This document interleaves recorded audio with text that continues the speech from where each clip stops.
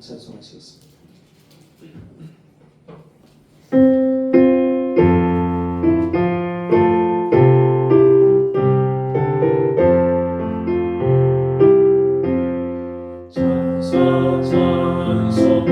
찬송하기를 거룩하신 구주께 영광 돌려보내세. 구주 오늘 나셨네. 그곳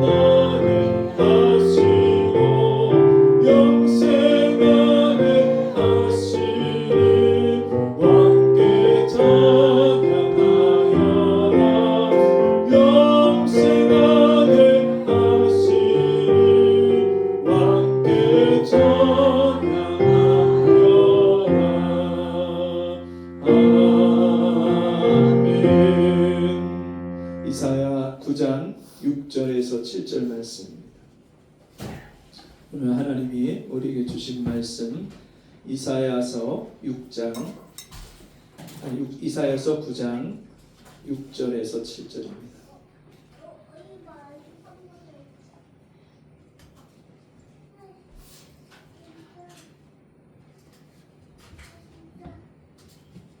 한 절씩 읽겠습니다. 이는 한 아기가 우리에게 낳고 한 아들을 우리에게 주신 바 되었는데 그의 어깨는 정사를 메었고 그의 이름은 기묘자라 모사라 전능하신 하나님이라 영존하시는 아버지라 평강의 왕이라 할 것이니라. 그 용사와 평강의 사람이 무하여 또 다윗의 왕자와 그의 나라를 굳게 세우고 지금 이후로 영원히 정의와 공의로 그것을 거듭하실 것이라. 만군의 여호와의 열심 이를 이루시리라. 아멘. 평강의 왕 예수. 오늘날 이 시대는 불안의 시대입니다. 우리가 잘 아는 대로 나라가 굉장히 어지럽고 혼란스럽고요. 정치적인 상황만 혼란한 것이 아니라 경제적으로도 예측이 어려운 경제적인 상황이야 항상 그랬지만 어느 때보다도 더 예단하기가 어려운. 그래서 기업들이 어떻게 기업을 운영을 해야 될지, 내년도 계획을 어떻게 운영을 하고 앞으로 5년, 10년을 어떻게 준비를 해야 될지 갈피를 잡지 못하고 그렇게 설왕설래하는 그런 경우들을 많이 보게 됩니다. 굉장히 주가라든지 환율이라든지 이런 것들이 굉장히 널뛰게 하는 그렇게 하는 모습들이 굉장히 많고요. 어느 한 곳을 봐도 정말 그렇게 우리가 평화로운 그리고 안정된 그런 부분들을 찾기가 어려운 시대입니다. 학생들도 대입 전략을 어떻게 세우고 어떻게 들어가야 될지 굉장히 어렵고요. 국가적으로도 이 나라를 운영을 해야 되는데 어떻게 얼마의 예산을 가지고 어떻게 준비하고 이 나라의 문제들을 해결해 나가야 될지 참 그런 계획을 세우고 전략을 세우는 것이 쉽지 않죠. 여러분 전 세계를 둘러봐도 전쟁과 경제적인 그런 어려움과 또 재난을 당해서 수많은 사람들이 고통에 빠져 있고 아픔을 겪는다는 소식을 우리가 듣습니다. 이런 사람들에게 필요한 것이 뭡니까? 평화가 필요합니다. 예기치 않은 사고를 당해서 엄청나게 그런 아픈 그런 일들을 경험하고 수많은 재산을 잃어버리고 건강을 잃어버린 사람들이 여러분 지금 간절하게 원하는 게 뭐예요? 평화가 간절하게 그들에게 필요합니다. 갑작스럽게 내 주변에 사람들이 어려움을 당하고 또 내 곁을 떠나가고 믿었던 사람한테 배신을 당하고 사기를 당하고 그런 사람에게 이 마음의 평정이, 마음의 평안이 얼마나 그렇게 필요한지 모릅니다. 많은 사람들이 병원을 찾고 약을 먹지만 이 마음의 불안함을 해결하지 못해요. 요즘에 수많은 사람들이요 불안장애, 뭐라고 하죠? 그거를 불안장애, 또 공황장애나 불안장애 이런 것들을 얼마나 많은 분들이 겪는지 몰라요.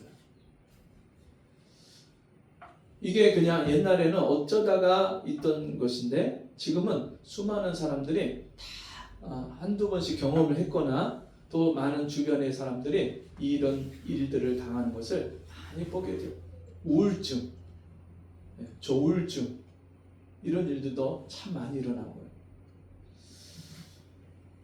가정에서도 여러분 정말 옛날에는 먹고 살기가 바빴잖아요. 눈 뜨면 일하러 나가기 바쁘고 집에 들어오면 그냥 자기 바빠서 정말 그렇게 집 안에 있는 소소한 문제들을 가지고 다툴 수 없는 이야기할 겨를도 없는 그런 경우가 참 많았는데 이제는 점점점 우리 삶에 여유가 많아졌는데 대화의 시간도 많아졌고 같이 그런 일들을 이야기할 수 있는 시간도 많아졌는데 오히려 대화하기는 더 어려운 부부간의 관계가 더 껄끄럽고 어려운 경우도 참 많고요. 부모 자식 간에도 이게 그 자녀의 세대의 문화, 부모 세대의 문화와 의식하고 너무나도 갭이 커서 이게 서로 맞추어 간다는 것이 얼마나 어려운지 몰라요. 그 어른들하고요, 요즘 자라나는 MZ 세대라고 하잖아요. 그 MZ 세대하고 같이 생각을 맞춰서 같이 의견을 나누고 같이 대화를 나누는 게 참 어려워요. 어른의 의식과 사고방식을 가지고 아이들한테 어떤 이야기를 하면 아이들이 그것을 받아들이는 게 아니라 꼰대라고 하고요. 네. 네. 정말 그때하고 지금하고 시대가 다르다고 그렇게 말을 하는 경우들이 참 많죠. 그래서 오늘날 너무나도 급격하게 변하는 시대, AI 시대.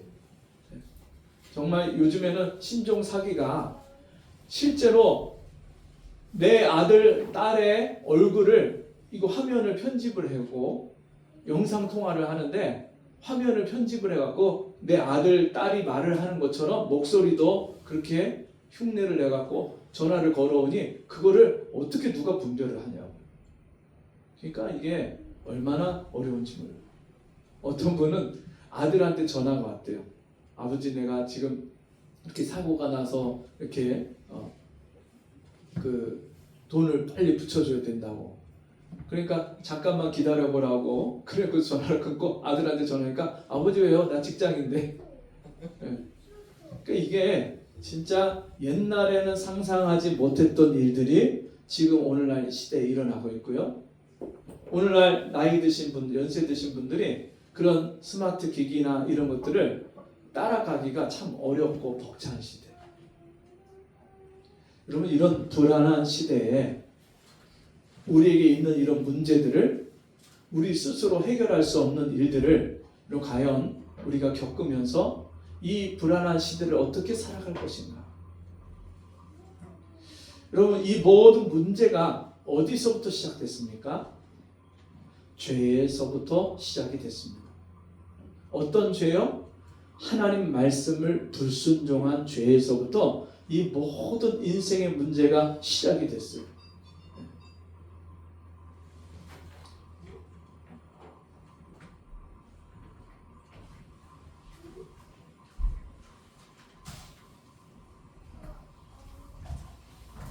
예배 시간은 11시인데요.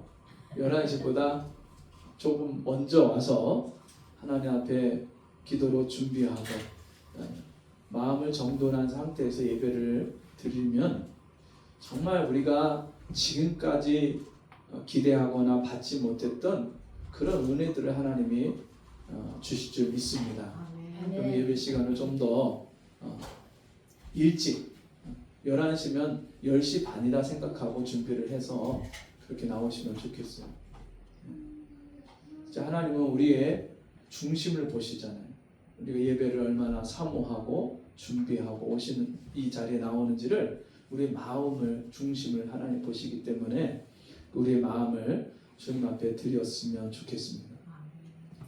자꾸 중간중간에 들어오시니까 이게 그 말씀의 흐름이 자꾸 끊어져서 부탁을 드리겠습니다.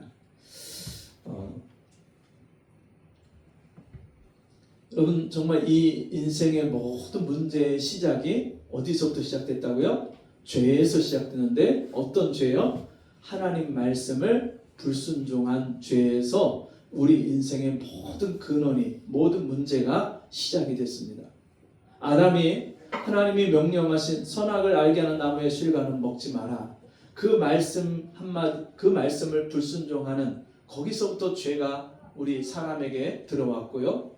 그 불순종하는 죄 때문에 하나님과의 관계가 끊어졌어요. 그 전에는 하나님과 같이 함께 교제하고 만나는 것이 너무나도 자유로웠는데 이제는 그 하나님을 만나는 게 두려워졌고요. 하나님을 만나기가 싫어졌어요. 그래서 동산의 나무 숲에 숨어서 하나님을 피하는 그 아담의 모습이 오늘날까지 우리에게 이어진 거예요. 수많은 사람들이요, 하나님을 만나는 것을 꺼려하고 두려워해요. 하나님이 만나 주시려고 우리를 기다리 주시는데도 불구하고 그 하나님의 그 기다리시는 사랑을 깨닫지 못하고 하나님 앞에 나오지 못해. 그러니까 인생의 문제가 해결이 안 되고요, 계속해서 가는 거예요. 내 인생에 수많은 문제 없는 사람이 없죠. 그런데 그 문제가 하나님과 가까워지면 가까워질수록 여러분, 하나님이 우리의 해결할 수 없는 일들을 하나님의 놀라운 은혜로 능력으로 해결하시는 것들을 우리에게 경험하게 하십니다. 여러분, 하나님을 경험하고 계십니까? 여러분 일상생활 속에서 하나님이 나를 이렇게 사랑하시는, 하나님이 내 문제에 이렇게 관심이 있으시고 이렇게 나를 하나님이 돌보고 계시는구나, 이런 것들을 체험하고 계십니까? 죄로 인해서 이 땅에 사는 모든 사람들은요, 하나님이 없는 인생을 살다 보니까 모든 인생의 문제를 누가 고민하고 누가 걱정하고 누가 염려하고 누가 해결해야 되냐면 다 내가 해야 돼. 근데 내가 그 문제를 해결할 만한 능력과 힘이, 지혜가 나에게 없어요. 그러니까 인생이 사는 게 고통인 거예요. 너무 힘들어요. 지치고 고난 우리의 마음에 여러분 평안이 없고 불안이 있을 수밖에 없어요. 내일 일을 알지 못하고요, 오늘 문제도 해결하지 못하는데 내일 또 나에게 일어나는 문제를 내가 어떻게 해결해요? 내가 계획하고 준비한다고 해서 그것이 여러분 내가 해결할 수 있는 게 아니에요. 갈수록 태산이라는 말이 있죠. 첩첩산중이라는 말이 있죠. 가면 갈수록 우리 인생은요, 문제가 더 많아져요.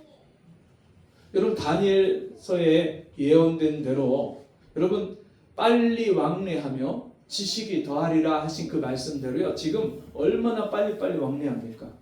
그죠? 옛날에는 진짜 미국에 한번 가려면 한 달, 두 달씩 걸려갖고 배를 타고 미국을 갔는데 지금은 12시간이면 미국을 가요. 얼마나 빨라졌습니까?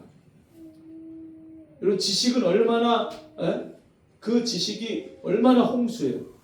지금 AI 그 폰을 가지고 앱에다가 우리가 말만 하면 전 세계의 모든 그런 유명한 석학들, 박사들의 논문이 쫙 나와요. 모든 기사와 모든 보고서를 다 이거를 다 정리해서 일목요연하게 다 보여줘요. 옛날처럼 막 도서관 가서 책 찾아갖고 막 정리해서 타이핑하고 이런 시대가 아니에요.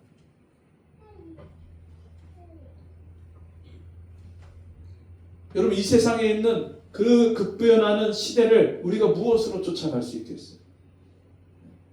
그러니까 사람들이 자꾸만 앞으로 미래 세대에 일어날 일들에 대해서 자꾸만 불안할 수밖에 없어요. 환경적으로, 이 지구 상황적으로, 나라의 그런 일어나는 일들을 보면서 들려오는 소식들이 늘 우리를 불안하게 하고 있습니다. 여러분, 이 일이 이미 아담 때부터 사람들이 이 불안과 염려를 가지고 살아왔어요. 아담이 낳았던 자녀 중에 가인은 자기 동생 아벨을 죽이고 난 후에 나도 언젠가 누가 나를 죽일 수 있는데, 이런 죽음의 위협과 두려움과 공포를 가지고 살아요. 먹고 사는 일 때문에 늘 염려하고 근심하고 걱정하면서 수고하고 애쓰면서 사는 인생이 되어버렸어요. 그리고 그가 이제는 누가 쳐들어와서 나를 죽이고 내 재산을 빼앗을까, 이게 두려우니까 자기 자식을 낳고 이름을 에녹이라 짓고, 그리고 성을 쌓기 시작해요. 성을. 사람들이요 다 마음의 성을 두르고 살잖아요. 남에게 자기의 이야기를 오픈할 수가 없어요. 다 마음을 닫아놓고 살아요.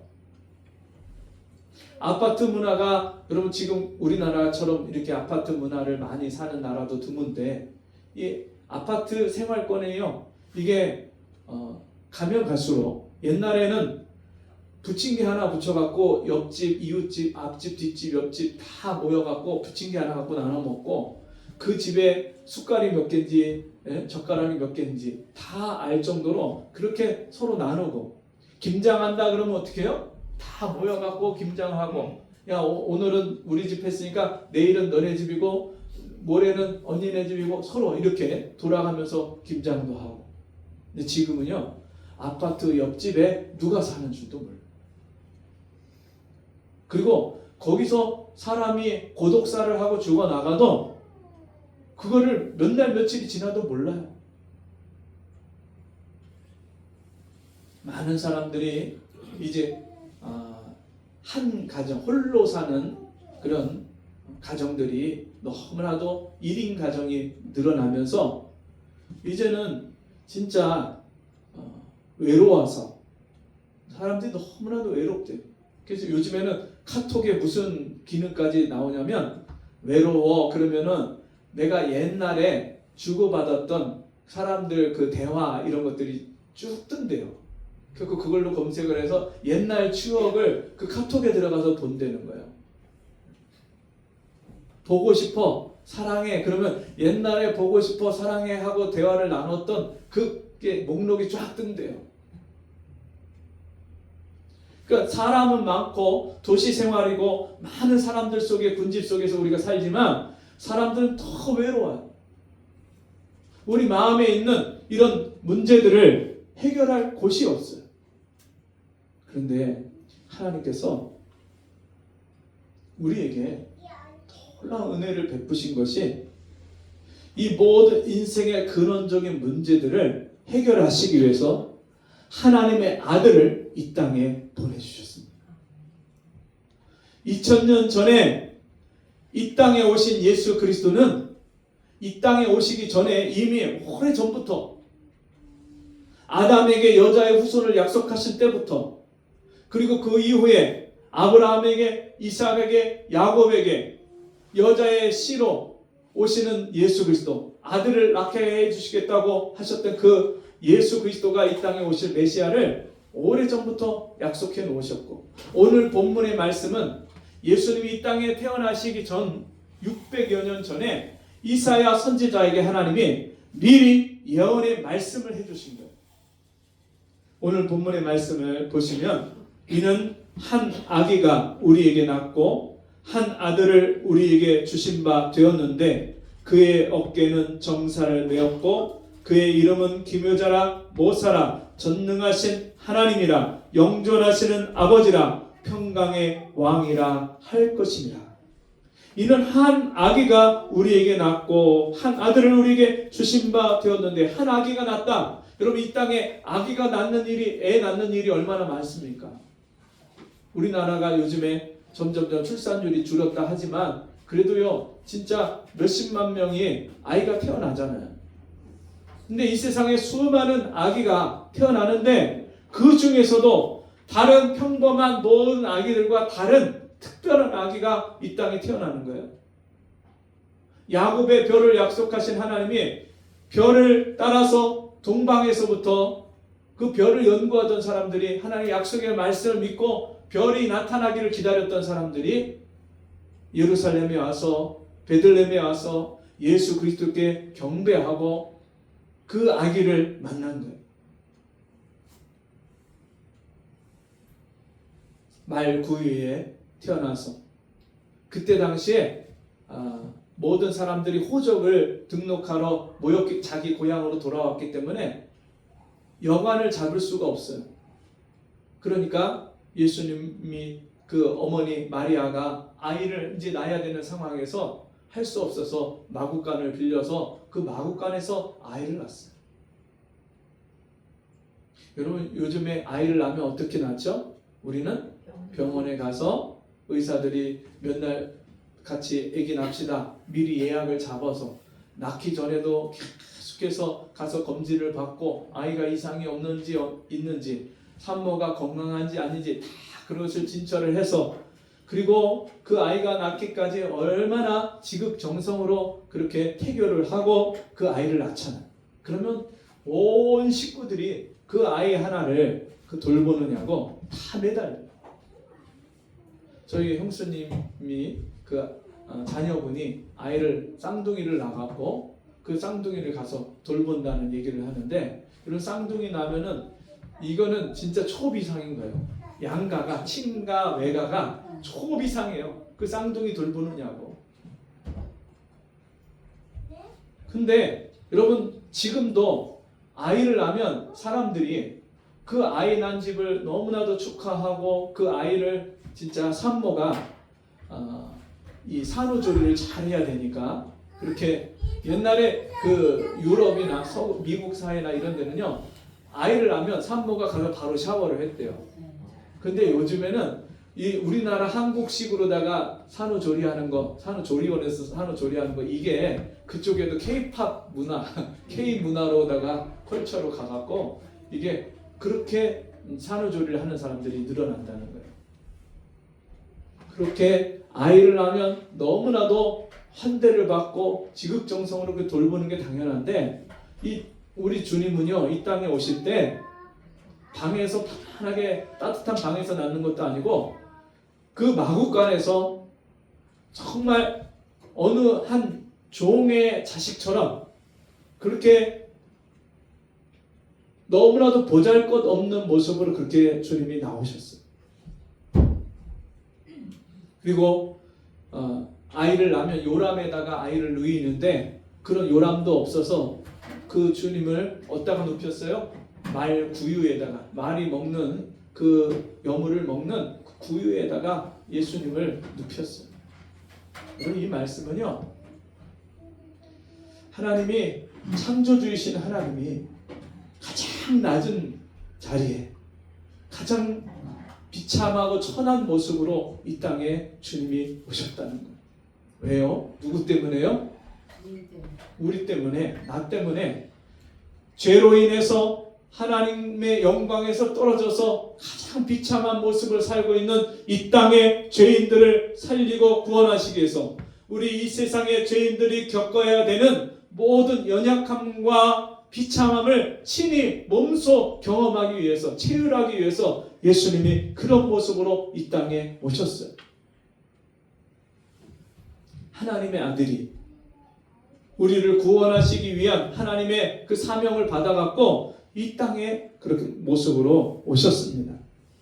그 예수님의 어깨에는 정사를 메었고 그 아기 예수님의 어깨에 이 세상 만물을 다스리는 권세를 다스리는 그런 권세를 가지고 주님이 이 땅에 오셨고 그 이름은 기묘자라. 여러분 이 이름은요 아무나 알 수 있는 게 아니에요. 하나님의 비밀이에요.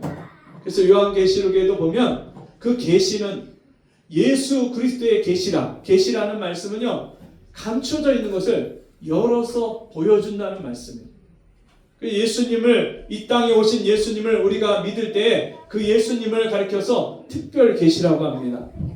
여러분 복음은 정말 특별하게 하나님의 은총을 베푸신 사람들에게 하나님의 아들 예수 그리스도를 믿는 믿음을 주셔서 예수 그리스도를 믿게 하신 것이 이게 특별한 계시예요. 모사라 이 세상에 있는 모든 지혜의 근본이 되시는 여호와를 아는 것이 지혜의 근본이라 말씀하셨고 여러분 지혜의 근본이신 그 주님이 우리를 구원하시기 위한 가장 최고의 방법을 가지고 이 땅에 오셨습니다. 전능하신 하나님이라 여러분 하늘과 땅을 천지를 지으시고 다스리신 그 주님이 오늘도 이 세상 죄인들을 구원하시고 그들의 인생을 다스리시는 전능하신 하나님으로 오셨습니다. 영존하시는 아버지라 영원히 존재하시는 영원히 살아계시는 영생하시는 그 하나님이 이 땅에 그 연약한 육신을 입고 오셨습니다. 평강의 왕이라 할 것입니다. 평강을 주시는 분, 우리에게 평안을 주시고 평화를 주시는 분. 지금도 여러분 우리 마음이 복잡하고 괴로우십니까? 가정에 어려운 문제들이 쌓여 있고 그 문제들을 어떻게 풀어야 될지, 그 실타래가 꼬인 것처럼 내 인생이 꼬여진 것을 풀 수가 없어서, 방법이 없어서 그냥 자포자기하고 포기하고 사는 분은 없으십니까? 평강의 왕으로 오신 예수 그리스도를 만나고 그 예수 그리스도를 내 안에 왕으로, 나의 주인으로 모셔드릴 때에 여러분, 내 인생에 그 복잡하고 꼬여있는 그 실타래 같은 그런 문제들이 정말 주님이 다스려 주시기 시작하면서 내가 생각지도 못하고 상상할 수 없었던 그런 하나님의 은혜와 놀라운 방법을 통해서 해결되는 줄 믿습니다. 네.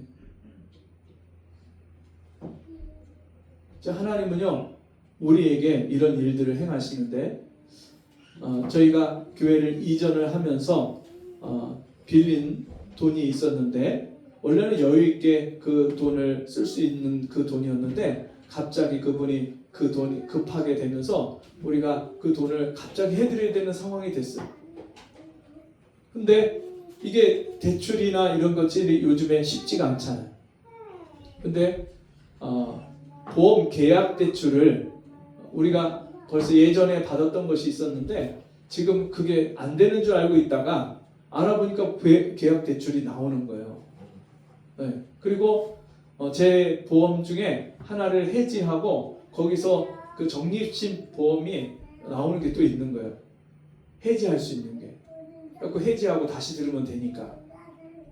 그래서 그 어려운 문제를 그렇게 풀어가는, 근데 전혀 생각지도 않게 갑자기 그런 생각을 하나님 하게 하시고 그런 문제를 풀어가시는, 전혀 답이 없었어요. 어떻게 이거를 해결해야 될지.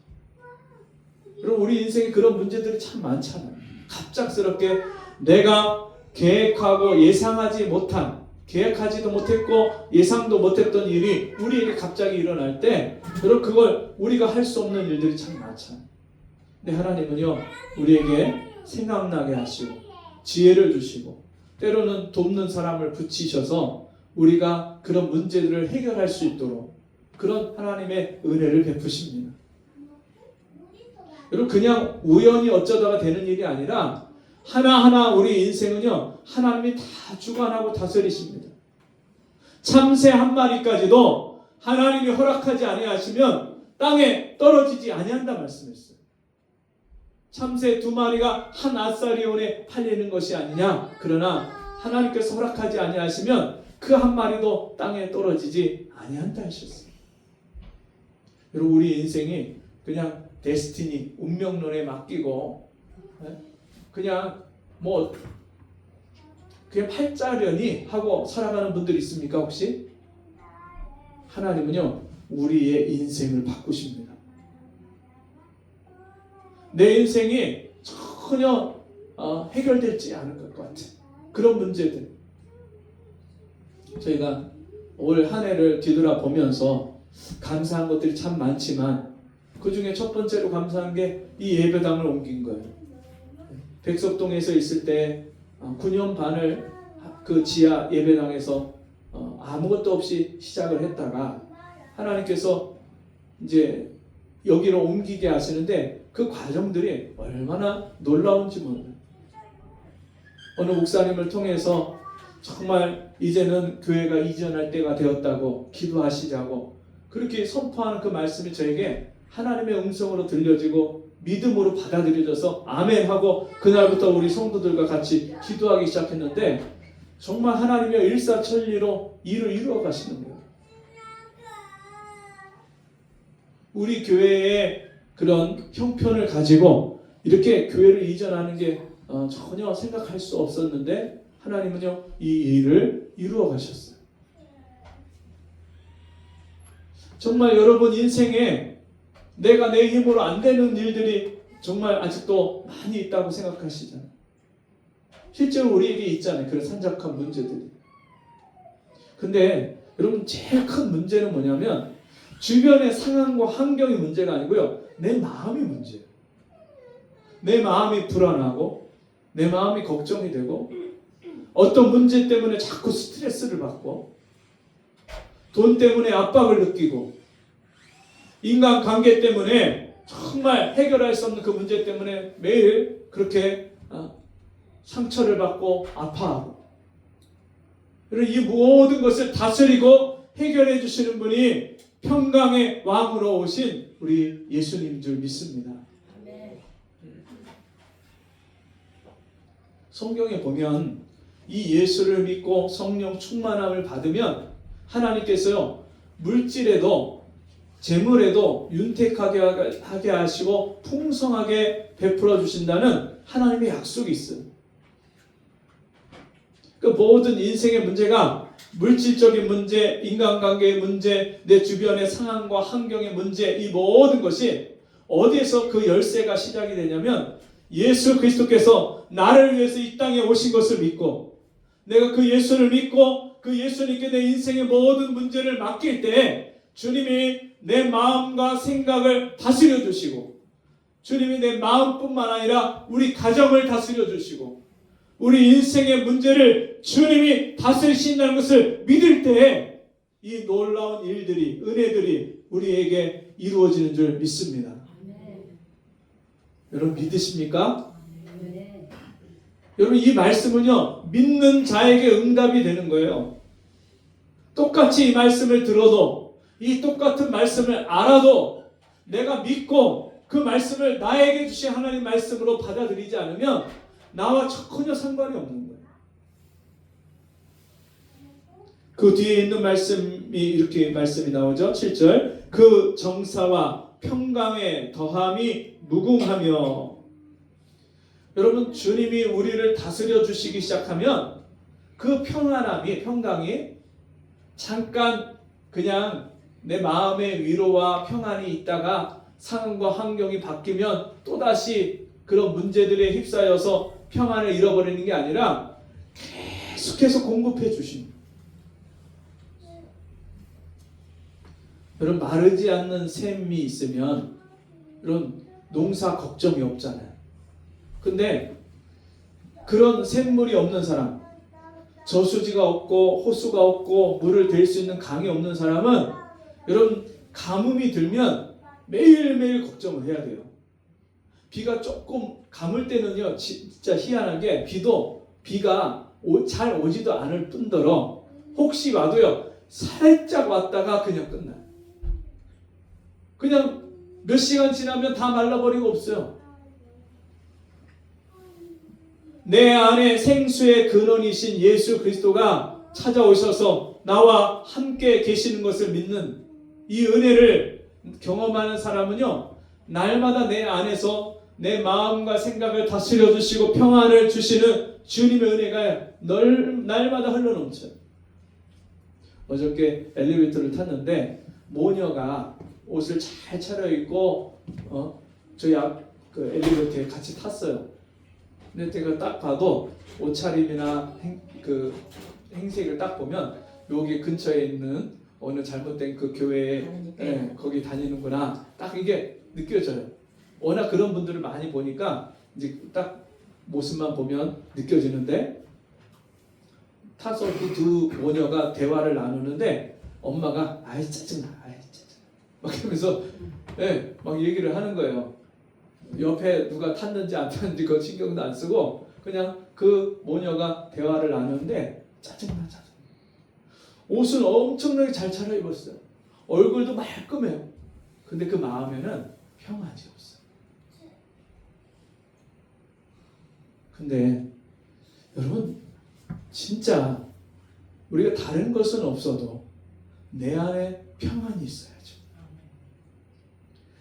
여러분 예수 믿고 교회를 다닌다는 게 뭡니까?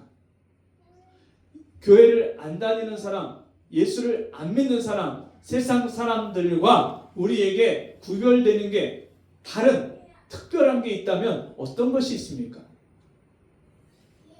여러분 돈이 많으십니까? 우리보다 돈 많은 사람이 세상에 훨씬 많죠. 여러분 많이 배우셨습니까?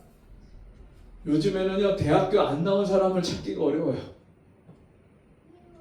대학원 박사, 석사를 가진 사람들이 얼마나 많은지 몰라요. 여러분, 우리가 세상 사람들과 다른 특별한 것을 내놓을 만한 게 뭐가 있습니까? 세상 사람들이 우리를 볼 때 자기들과 다르다고 인정할 만한 그런 모습들이, 그런 내용이 뭐가 있습니까? 여러분, 우리에게 주신 하늘의 평안은 하나님만이 주시는 평안입니다. 세상 사람들이 가질 수 없는 평안입니다. 세상 사람들이 갖고 싶어도 자기에게 없는 것입니다. 그것을 얻는 방법도 알지 못합니다. 그 사람들의 얼굴을 보면은 그 사람의 그 삶의 모습이 다 드러나요.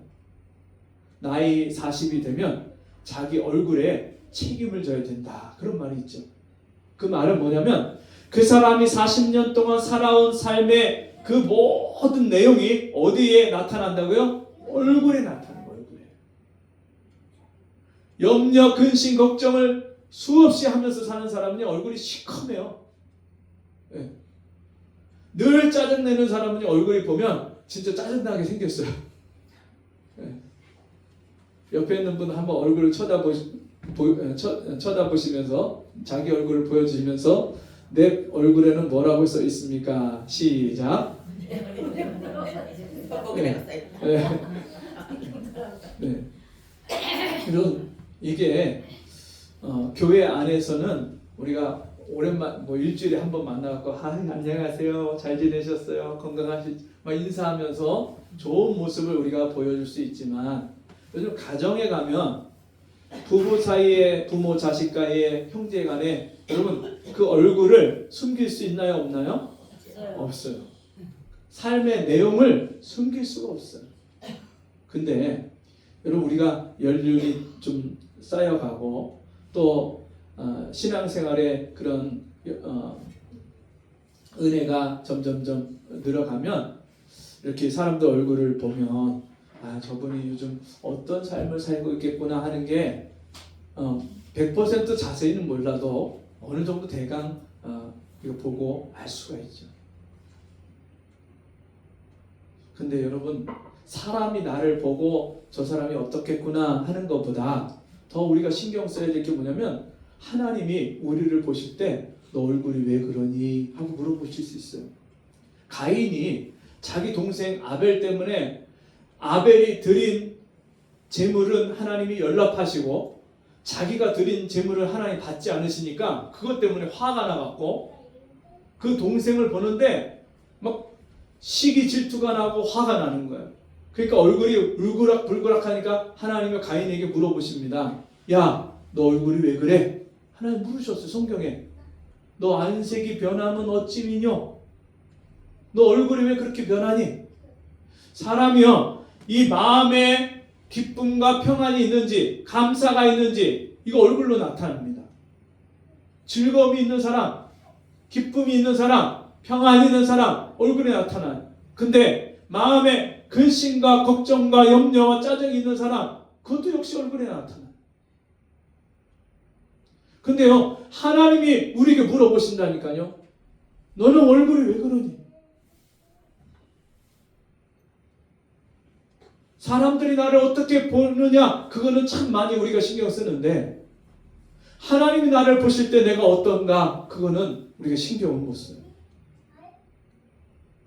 하나님이 주시는 그 은혜와 평강, 내 마음과 생각을 다스리는 평안은 무궁하며 하나님이 계속해서 더해 주시는 것이고요.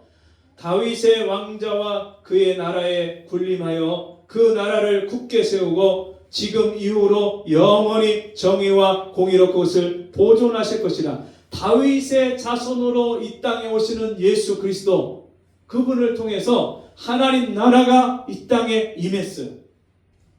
예수님이 하나님 나라를 가져오셨어요. 회개하라, 천국이 가까이 왔느니라.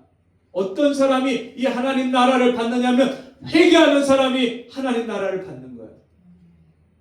하나님 나라는 하나님이 통치하고 다스리는 나라입니다. 하나님이 무엇으로 통치하고 다스립니까? 하나님의 말씀과 성령으로 믿는 자들을 다스리십니다. 그 마음과 생각을 다스려 주세요.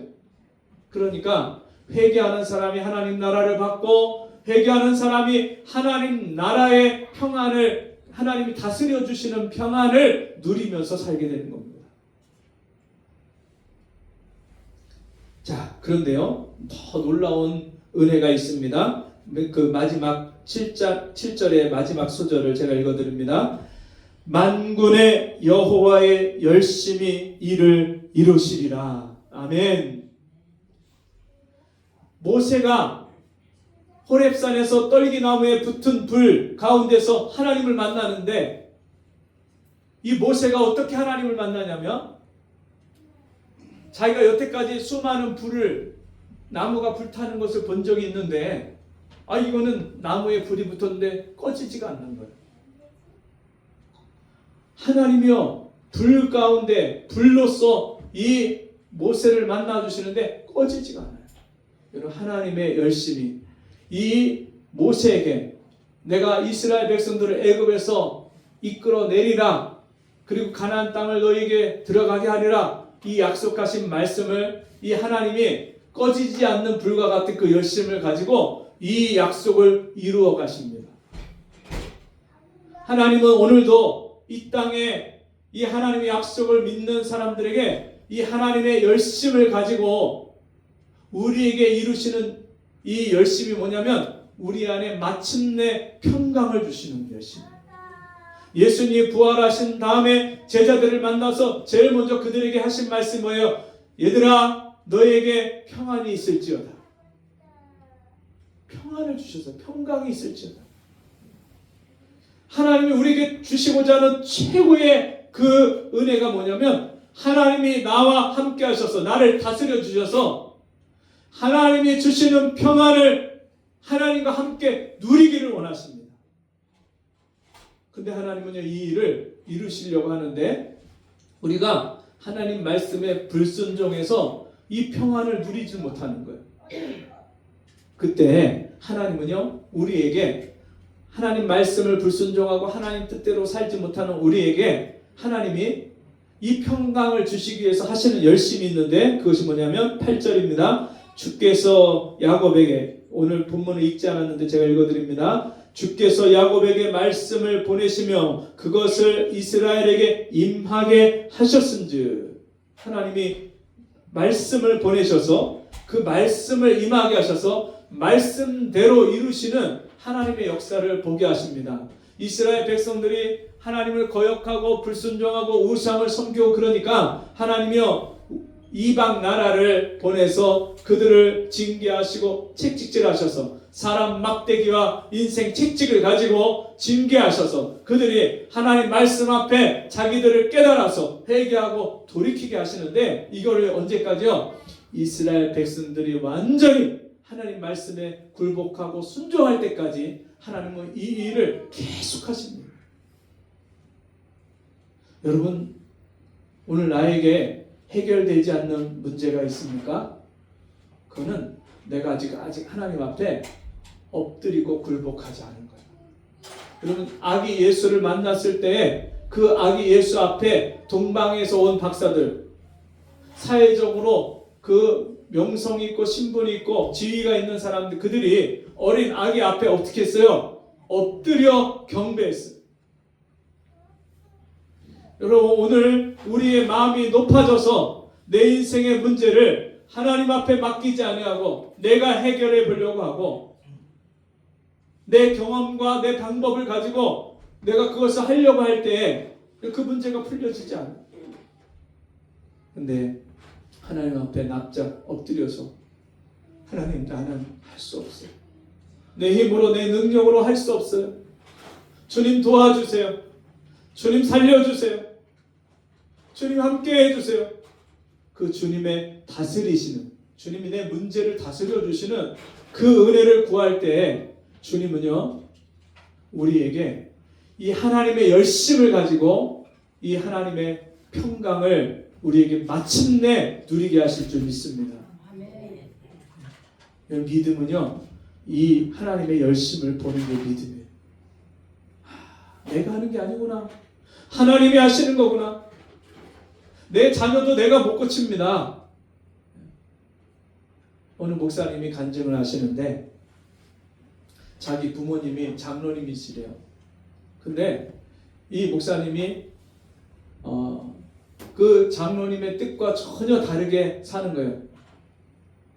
그러면서 친구들하고 어울려 다니면서 사고치고 술 먹고, 그 아버지의 마음이 진짜 장로 아들인데 저렇게 살면 안 되는데 마음이 찢어지는데, 이 아버지가 아들한테 막 술 먹고 집에 들어오면 야단치고 막 화를 내고 막 그러실 줄 알았는데, 그게 아니라 누워있는 자기를 아버지가 손을 얹고, 이마에다 손을 얹고 아버지가 기도를 하시더래요. 근데 기도하면서 평상시에 아들한테 해주고 싶었던 말을 기도로 다 하시더래요. 근데 어느 순간이 됐는데 이제 그렇게 하나님을 떠나서 내 마음대로 살고 교회 가기도 싫어서 교회도 안 다니고 막 이러던 아들이 어느 날 여자친구를 사귀기 시작했는데, 이 여자친구를 믿음이 좋은 여자친구를 만난 거예요. 근데 만났다 하면 2시간을 자기가 예수님 만난 얘기, 만났다 하면은 하나님 얘기, 만났다 하면 신앙생활 하는 얘기, 2시간을 얘기를 하더래요. 그래갖고 이 사람은 아니다, 너무너무 골치 아프다, 결국 다음에 만나지 말아야지 했는데 생각이 나서 또 만났대요. 2번 만났는데 또 똑같이 2시간 동안 그 은혜 받은 얘기, 하나님 말씀 얘기, 계속 그 얘기만 하더래요. 이제 저 이상은 만나면 안 되겠다. 그래서 집에 가 있는데 또 만나고 싶더래요. 3번째 딱 만났는데 무슨 마음이 드냐면, 이 여자랑 결혼해야 되겠다. 그래갖고 결혼을 하고 그때부터 같이 다시 믿음 생활을 시작을 하면서 나중에 신학을 가게 되고, 그리고 목사님이 됐어요. 얼마나 하나님이 이 목사님을 통해서 시골 교회에서 진짜 다 이제 아이도 낳지 않고 이제 다 몇 가정 되지도 않는 그 시골에서 하나님 부흥을 보게 하시는 거예요. 아이들 시골에서 부모님도 없고 홀가정, 또 할머니 할아버지 손에 길러지는 아이들, 오갈 데 없는 아이들, 그냥 방치되다 싶은 그런 아이들이 이제 목사님 사택에 와서 지내는 거예요. 거기서 먹고 자고 같이 예배드리고, 그러면서요 그 마을 동네 전체가 살아나고 달라지는 거예요. 그 아이들이 나중에 30대가, 지금은 30대가 되고 청년이들이 돼요. 어느 날 자기 딸이 교통사고가 났어요.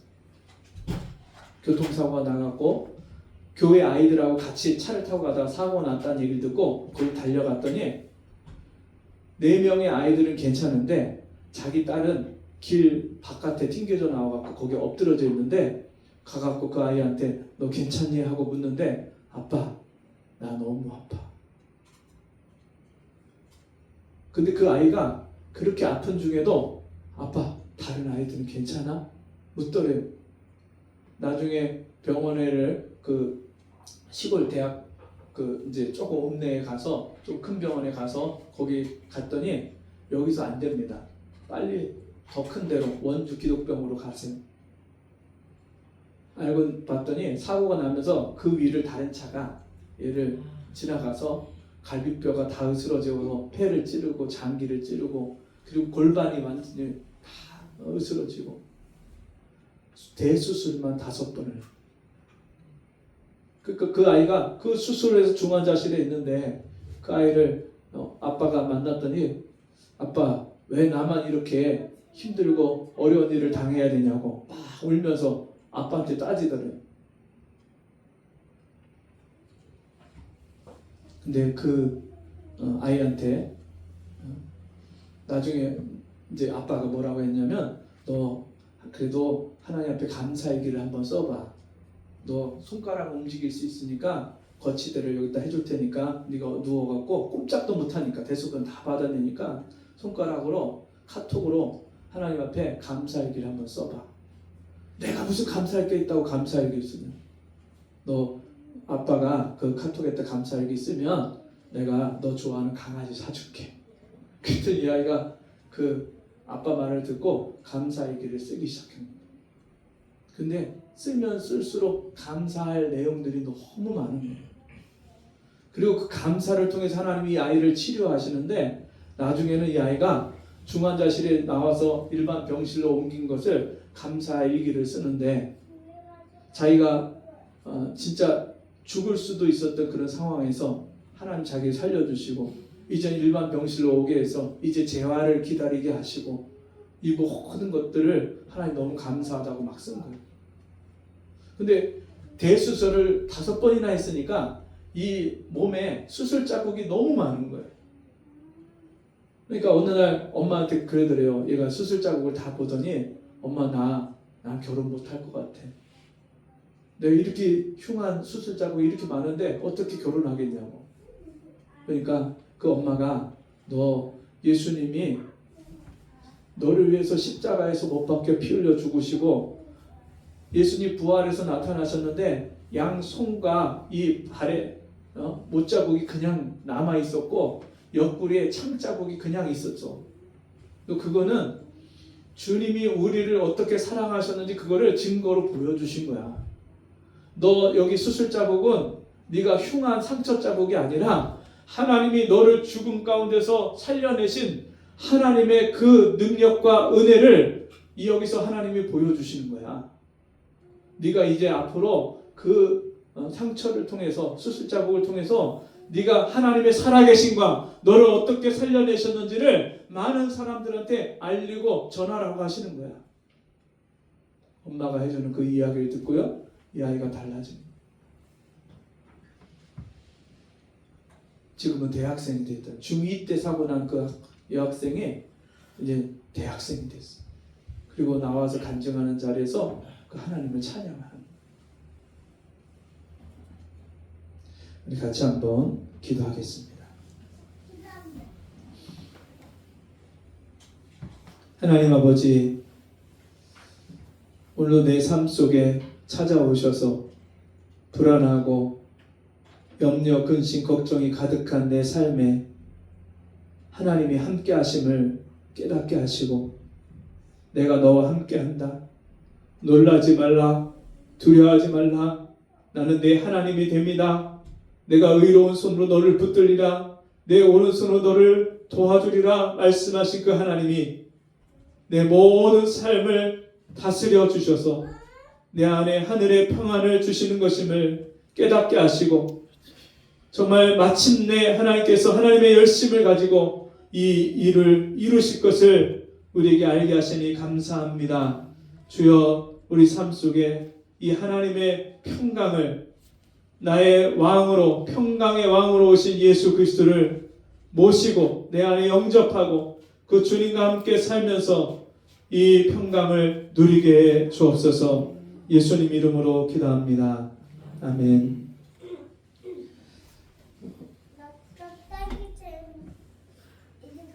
성탄 감사 예배가 12월 25일 11시에 있습니다. 12월 25일 11시, 낮 11시입니다. 우리 교회 이제 다른 행사나 다른 모임이 없으니까요. 잘 기억하셔서 12월 25일 11시 하나님 앞에 나와 함께 예배하도록 하겠습니다. 우리 자리에서 일어나셔서 114장 수요일 날은 성탄 예배가 있기 때문에 저녁 예배는 따로 드리지 않습니다. 예.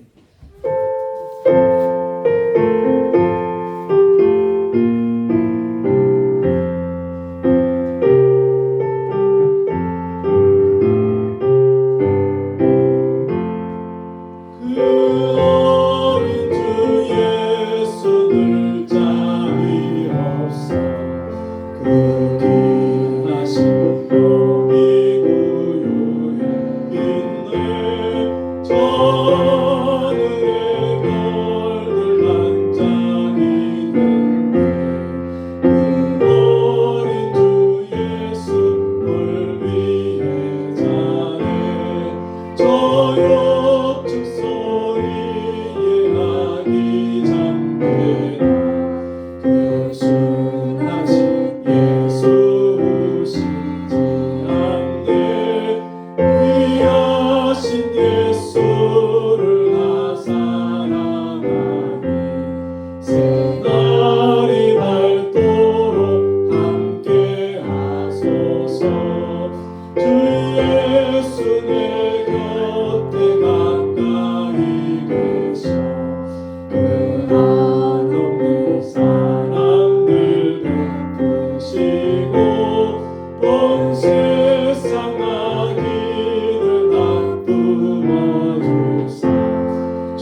봄 안에 안겨 살게 하소서.